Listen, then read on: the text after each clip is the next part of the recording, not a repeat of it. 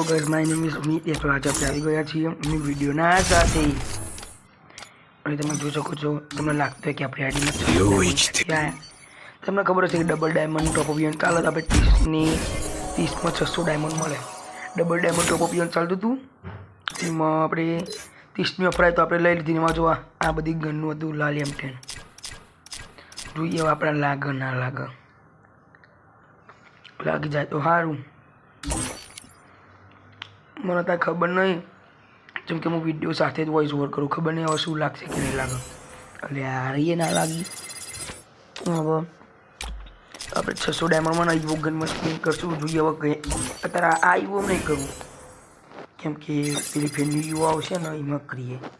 અત્યારની ઈવો તો કરવાનું 4 દાડા આપણે તો જતી રહેવાની.